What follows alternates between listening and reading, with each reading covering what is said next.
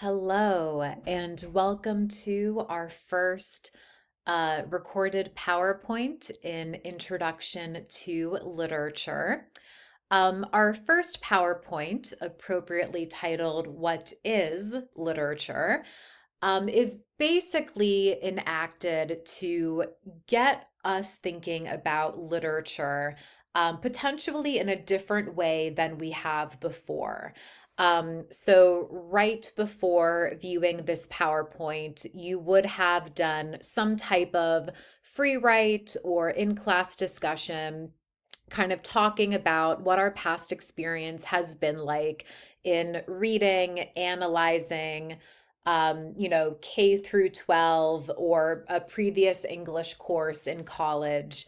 And now we're going to be looking at specific sections of our Norton ebook and really talking about what the term literature means, and more specifically, things that we'll be discussing kind of continuously throughout the course of our semester, especially in terms of why we read it and why we study it. So this might be a PowerPoint that you want to come back to, specifically towards the end of the semester, whenever you're preparing to write your final reflective cover letter as well. But so for now, we're going to kind of take it back to old school. So according to our text, literature itself is defined as is defined as imaginative or creative writing, especially of recognized artistic value. And so I wanted us to just think about, and that's why I have it bolded, the phrase recognized artistic value. Specifically recognized right here.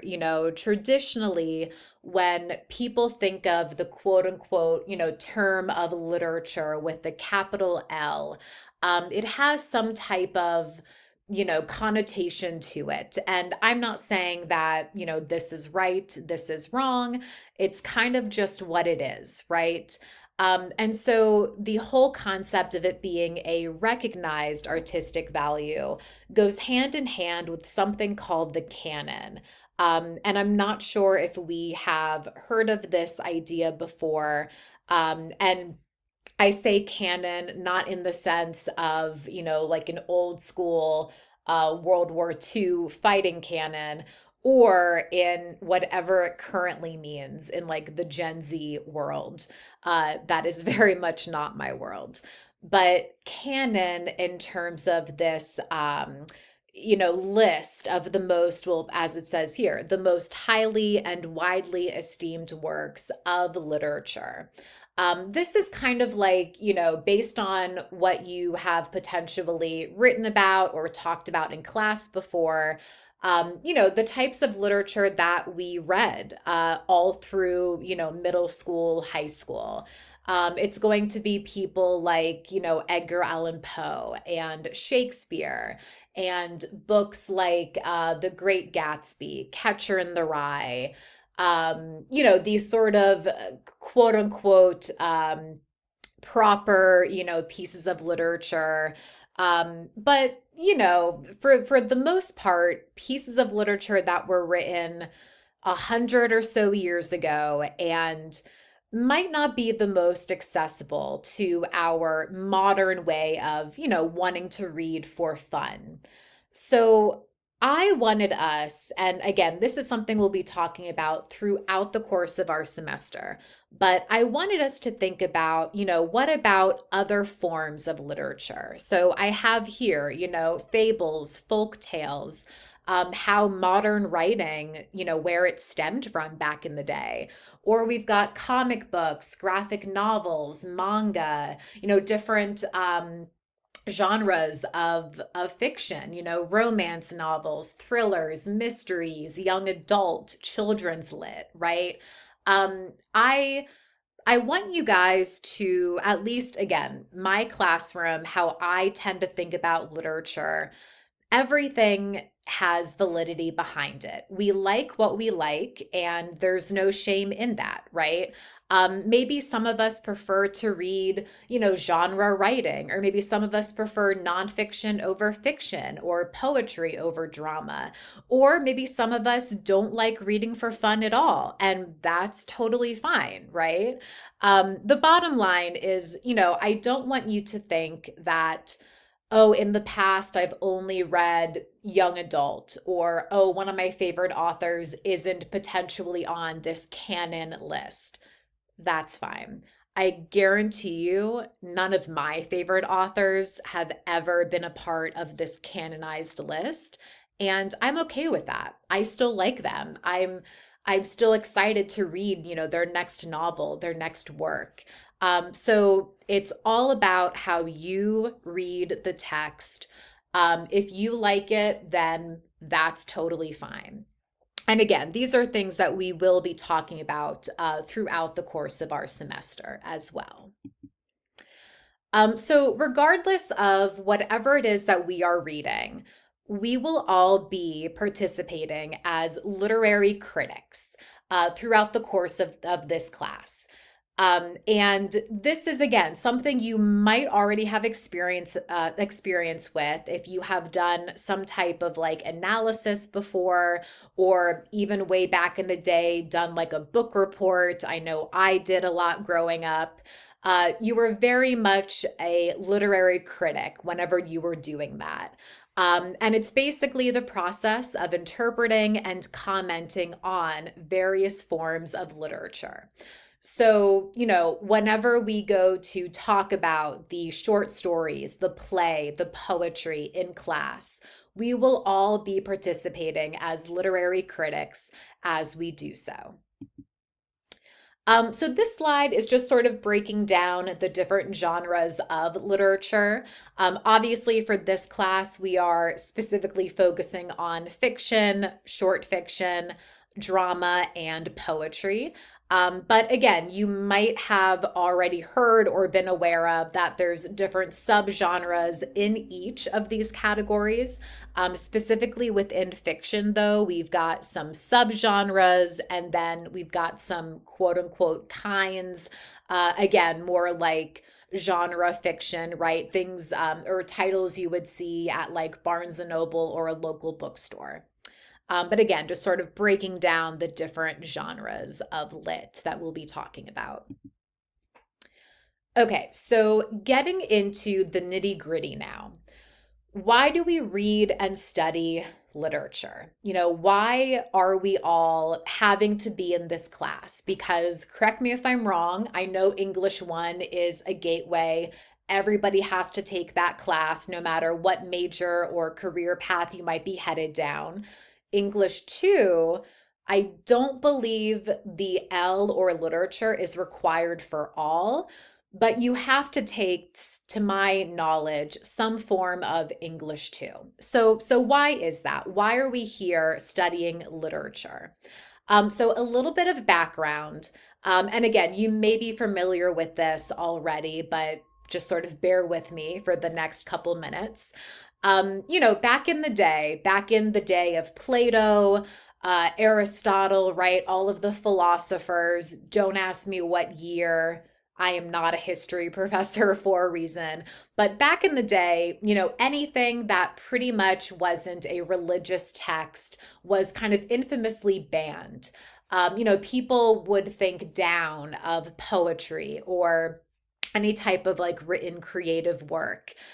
This unnamed minister, who low key, I wish he had a name, he infamously blamed the rise of immortality, irreligion, and even prostitution on people reading creative writing. So, again, back in the day, obviously, different time period, different way of thinking about the world, right? Literature, creative writing specifically, was infamously banned. And, we will be talking about this at some point over the course of the semester, but I'm sure this is hopefully well known to everybody here as well that, there are a lot of books, I believe 150 and growing, that are still banned, in different states, different counties. We have a whole list of literature banned in Northampton County. So it's interesting how, we see a little bit of where we've been, and we see some connections to where we are and potentially where we're going. And then just another bit of background. So in 2016, which is crazy to say a decade ago, 43% of adults read at least one piece of literature in the last year, which was the lowest percentage ever. But more women over men were reading, and more college graduates than not were reading. But then just a couple years later in 2018, poetry increased by 76%, and it was the largest increase between 18 to 24-year-olds. We'll talk a lot more about that when we get into the poetry unit, obviously. But, there's something to say about short form literature, especially in this day and age when, everything is go, go, go. You're always on your phones, always wanting to keep scrolling, right? And that is, that does kind of count for why poetry has gone to be a little bit more popular in this day and age over the 400-page novel, right, that nobody, or maybe not nobody, but hardly anybody might have the time to sit down and read. Okay, so what does literature do for us? So again, getting into more of like the why do we study it, why do we read it? So you might find that whenever you are answering those initial questions on our discussion board, or again, if we had a discussion in class, you might find, your responses or those of your peers in here, which I think is always really interesting, because again, at the end of the day, reading is a universal experience, right? We all grew up in some way, shape, or form, whether it was in our houses with our parents or family members or friends, or in school, having to read in some aspect. So it makes sense that, and when we think about it as adults, we have a lot of the same reactions and responses to it. So, number one, and typically what a lot of people do tend to think of first, it provides an immediate escape. It's something that we could be sitting anywhere, any location, and the best writing, the best forms of literature, after maybe 5, 10, 15 minutes, you are no longer sitting in a corner in your living room. You are living out the fantasy of whatever it is that you're reading. You are walking alongside the characters that you're reading about. And if you have experienced that, like you might blank after a half hour and sort of be brought back into your body and have that moment of like, wait, what time is it? Right. And if you haven't experienced that, I'm so sorry. It's really cool. It's kind of maybe like watching movies or TV shows. It's that same type of physically you haven't moved, right? But mentally, if again the writing is good, if the acting, if the action or whatever it is good, you can kind of see yourself following along with the characters that you're either reading or you're watching on the screen. And then another aspect of it, number two, puts us into the shoes or perspective of another person. And we're going to talk a lot about this. I think I might have already mentioned in class how a lot of what we will be reading over the course of this semester, not everybody can legitimately see themselves in. Maybe it's written from the point of view of somebody that you can legitimately, never fully understand, whether it's male and you're female or female and you're male, or a different race, a different religious background, a different age group, right? So, because you are first and foremost reading things from your perspective, whether you realize it or not, you're kind of bringing yourself into whatever it is that you're reading. You try to figure things out along the way. And sometimes you can, and sometimes you can't. And so, I think the next slide kind of talks about this a little bit as well. But I want to encourage you guys to, if you're reading something that you have never experienced or you will never experience in one way, shape, or form, lean into that. Like, you might find, and hopefully this is the case, that you learn something. It sounds here, or excuse me, it says here, it is found in studies that, quote, while we read, our brains respond to fictional events and characters precisely as they would to real ones. So if you've ever read something, or again, watched something, we can make the same conversation, where you got emotional. It was an emotional scene in the book and you started crying, or it was funny and you started laughing, or it was scary and your palms started sweating, right? There is science behind that, which is really cool. Number 3, it shows us various situations in life, including the messy parts. So again, puts us into someone else's shoes or perspectives. And really, again, allows us to think about other aspects of our society, of our world, from a more creative background. And then, excuse me, number 4, awakens us to the richness and complexity of language, right? Vocabulary, grammar. We learn a lot when we read. And again, it doesn't matter how difficult the reading is, or whatever it is. We are always learning new language, new ways of being, and there's validity behind that. And then why study literature?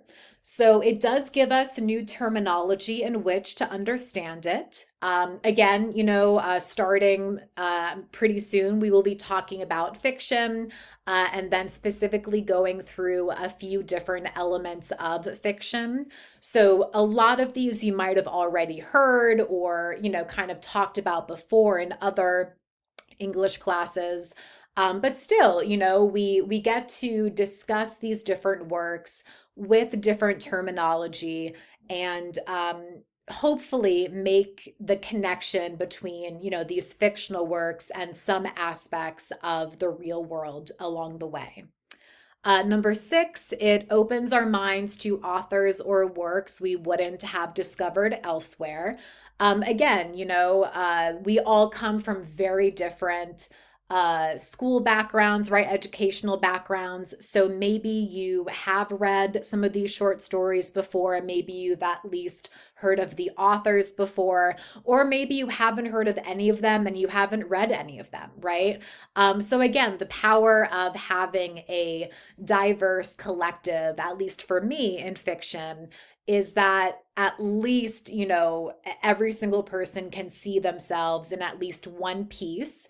And if they can't, they can still learn a lot along the way. And then the final thing here, and again, something that we are going to continuously talk about, especially as we get into the actual class discussion of these short stories and different works of literature. I always want to highlight here, there is no one true way to interpret any work. Even though I'm the professor, right? And I'm standing at the front of the classroom and I'm facilitating the discussion. At the end of the day, yes, I've read these stories before. Most of them I've been teaching for almost a decade. But I do not have all of the answers. I will never, never tell you that you are wrong for thinking this is what the ending means, or this is why the author chose to do XYZ.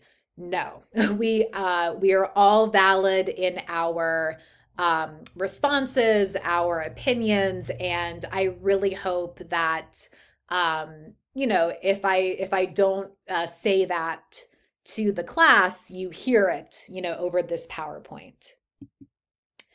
And then the final thing, some tips to reading literature. I'm going to go through these really quick. I apologize, the PowerPoint is getting kind of long. So you want to take a literary work on its own terms.